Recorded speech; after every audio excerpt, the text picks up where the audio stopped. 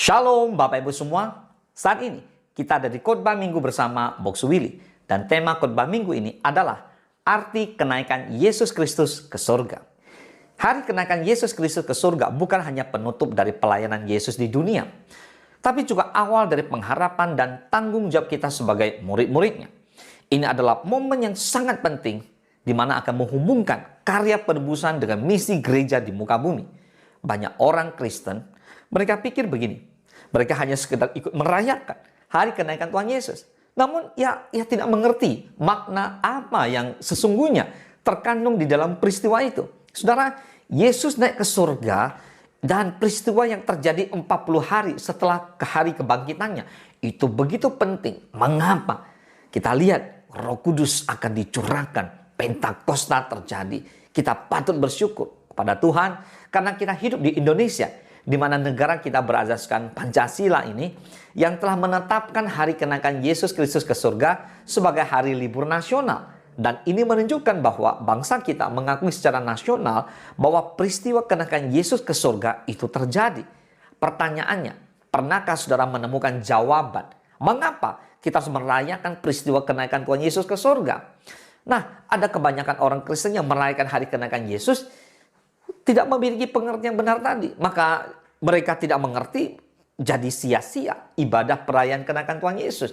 Mereka hanya sekedar anggap itu sebagai sebuah seremoni, sebagai sebuah ritual, sebuah perayaan, sebuah rutinitas yang terjadi setiap tahun. Padahal peristiwa kenaikan Yesus ke surga memiliki arti yang penting dalam iman Kristiani, di mana itu menjadi sebuah bukti bahwa Tuhan yang kita sembah di dalam nama Tuhan Yesus Kristus adalah Tuhan yang hidup dan berkuasa, yang bukan hanya mengasihi kita dan rela mati di atas kayu salib, lalu dia bangkit dari kematian di hari yang ketiga, tetapi dia juga naik ke surga. Wow, Tuhan Yesus naik ke surga karena memang Yesus berasal dari surga, bahkan dia menyediakan rumah bagi kita di surga. Amin.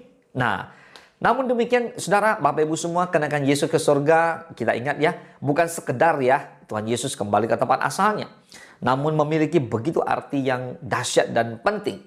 Ada beberapa hal yang perlu kita ketahui tentang makna di balik kenaikan Yesus, karena seringkali orang Kristen kurang memperhatikan dan mempelajari arti kenaikan Tuhan Yesus ke surga.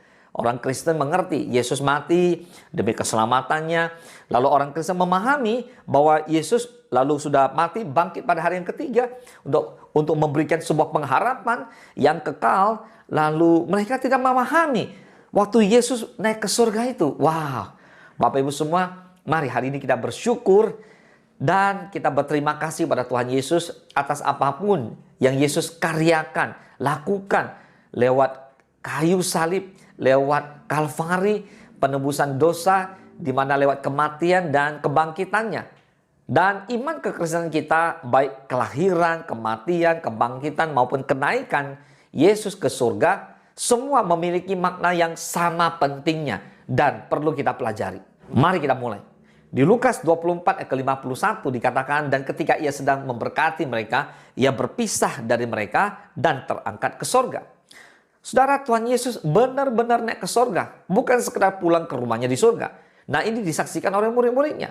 Di Lukas 24 ke 31, ketika itu terbukalah mata mereka dan mereka pun mengenal dia, tetapi ia lenyap dari tengah-tengah mereka. Wah, murid-murid Yesus melihat Yesus naik ke surga. Di Kisah Para Rasul 1 ke 9 dikatakan, sesudah ia mengatakan demikian, terangkatlah ia, disaksikan oleh mereka, dan awan menutupnya dari pandangan mereka. Ada beberapa hal yang perlu kita pelajari seputar kenaikan Tuhan Yesus ke surga. Lukas mencatat ayat ini bahwa kenaikan Yesus itu disaksikan oleh murid-muridnya. Mengapa demikian?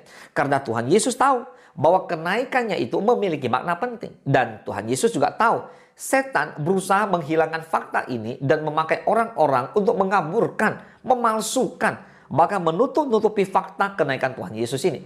Karena itu, Tuhan Yesus membawa para saksi bahwa Yesus benar-benar naik ke surga. Dipertegas dengan pernyataan dari Lukas yang juga sebagai penulis daripada Kisah Para Rasul ini, bahwa awan menutupnya dari pandangan mereka. Berarti hal ini bukan halusinasi, tetapi sungguh-sungguh nyata. Katakan amin. Nah, tujuan Yesus adalah kembali ke surga. Hal ini menunjukkan bahwa Yesus adalah benar-benar anak Allah yang berasal dari surga. Nubuat para nabi tentang Yesus telah digenapi. Dia lahir, dia mati, dia bangkit, dia naik ke surga. Sebagai orang beriman, kita memiliki keyakinan dan menunggu kegenapan dia akan turun kembali, menjemput kita untuk tinggal bersamanya di surga yang kekal selama-lamanya. Kita seringkali bertanya-tanya, Tuhan Yesus sudah mati menebus dosaku, sudah bangkit dalam kemenangan. Mengapa dia tidak terus tinggal di dalam dunia ini? Jadi kalau kita sedang sakit atau membutuhkan sesuatu, kita hanya perlu meminta kesembuhan, meminta berkat dan sebagainya. Nah, ternyata Tuhan Yesus sudah meninggalkan berkat bagi kita semua, para murid-muridnya, sebelum kenaikan Tuhan Yesus ke surga, yaitu Roh Kudus yang selalu menolong saudara dan saya. Katakan amin. Mari kita masuk ke inti khotbah hari ini tentang 3 arti kenaikan Yesus Kristus ke surga. Yang pertama, Tuhan Yesus memberikan berkat kekuatan. Yohanes 16 ayat 33 dikatakan, semuanya itu kukatakan kepadamu, supaya kamu beroleh damai sejahtera dalam aku. Dalam dunia kamu menderita penganiayaan, tetapi kuatkanlah hatimu, aku telah mengalahkan dunia. Berkat damai sejahtera yang telah dijanjikan Yesus sebelum dia naik ke surga, ini akan dapat kita nikmati dengan kondisi di dalam Yesus. Damai sejahtera ini bukan membuat kita terlepas daripada kesulitan, tetapi memampukan kita menghadapi dan mengalahkan segala kesulitan hidup. Berarti kalau kita tidak mau dijajah oleh masalah, problema kehidupan, maka kita harus hidup di dalam Yesus, bukan hidup di dalam keduniawian atau di luar Yesus. Mari berdoa biar Roh Kudus menolong saudara dan saya untuk terus hidup di dalam Tuhan kita Yesus Kristus. Jadi pilihannya ada di tangan saudara dan saya. Menikmati berkat damai sejahtera sehingga kita mampu menghadapi kesulitan. Ataukah kita mengandalkan keduniawian seperti kekayaan, kekuasaan, segala kemampuan yang kita miliki. Saudara, banyak orang yang dalam kehidupan ini mereka mengandalkan pribadi, kekuatan pribadi. Saudara, mari bertobatlah, andalkan Yesus, maka kita semua akan selamat. Katakan amin. Yang kedua, Yesus bersyafaat bagi kita. Di Ibrani 9 ayat 24. Sebab Kristus bukan masuk ke dalam tempat kudus buatan tangan manusia yang hanya merupakan gambaran saja dari yang sebenarnya, tetapi ke dalam surga sendiri untuk menghadap hadirat Allah guna kepentingan kita. Nah, di dalam Ibrani 9 ayat 22 sampai 24 tercantum secara ringkas namun lengkap tentang misi Tuhan Yesus turun ke dalam dunia dan kemudian kembali ke surga. Di ayat 22 dijelaskan mengenai misi penyelamatan daripada Yesus Kristus, domba Paskah yang tersembelih bagi saudara dan saya.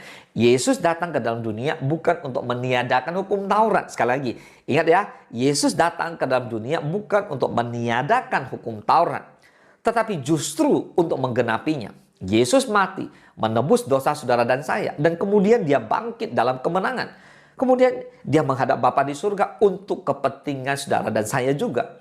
Tuhan Yesus menjadi pembela kita di hadapan Allah. Tuhan Yesus menjadi pensyafaat dan pengantara antara Bapa dengan orang-orang yang percaya kepadanya. Katakan amin.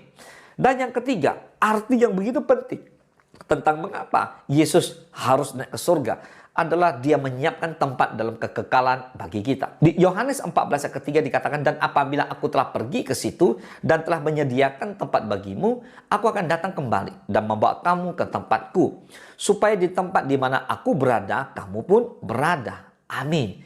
Bapak Ibu semua, kenaikan Tuhan Yesus ke surga menggenapi apa yang Tuhan Yesus janjikan bagi kehidupan kita semua. Janji yang sangat penting dan sangat istimewa, yaitu jaminan keselamatan dan kepastian kehidupan kekal bersama dengan dia di surga selama-lamanya. Amin. Betapa kita sangat bersyukur atas anugerah dan karya Allah yang sangat besar dalam kehidupan kita. Melalui kebangkitannya, Yesus membuktikan kemuliaannya sebagai Allah yang hidup dan yang berkuasa. So percayalah seperti janji yang Tuhan berikan, bahwa melalui Roh Kudusnya, Yesus menyertai kehidupan kita sampai akhir zaman. Nah, sekarang tugas kita adalah menjadi saksi-saksi Yesus yang akan membawa berita keselamatan bagi dunia ini. Sedangkan Yesus bukan akhir daripada cerita, tapi ini awal dari sebuah misi yang besar. Mari kita bersama-sama membawa Injil ke seluruh muka bumi. Yesus naik untuk mempersiapkan tempat bagi saudara dan saya, tapi juga mengutus kita untuk menjadi terang dan garam bagi dunia. Mari kita bersama-sama menuntaskan amanat agung.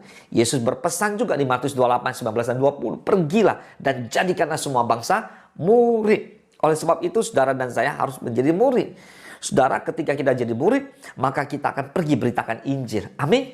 Maka kita akan pergi membaptis orang yang percaya. Lalu kita memberitakan kabar baik, kita mengajar seperti apa yang Yesus ajarkan kepada kita. Dan ketahuilah, Yesus menyertai saudara, saya, kita semua sampai selama-lamanya. Sampai dia menjemput kita di awan-awan permai. Mari saudara, tetaplah bersaksi melalui kehidupan kita. Nyatakanlah bahwa Tuhan Yesus sudah menebus dosa semua umat manusia. Telah menyediakan jaminan keselamatan bagi kita semua orang yang percaya kepadanya. Mari Bapak Ibu semua, kiranya dalam momen yang begitu spesial, hari kita peringati bersama-sama kenaikan Tuhan Yesus ke surga, membawa kita semakin memuliakan Tuhan Yesus, dan kita semakin menjadi saksi bagi Yesus di muka bumi ini. Biarlah semua yang kita lakukan dalam kehidupan di dunia, di bumi ini, semua memuliakan nama Bapa di surga. Mari kita bersatu dalam doa. Bapa, terima kasih. Kami bersyukur dan berterima kasih kenaikan Yesus begitu penting.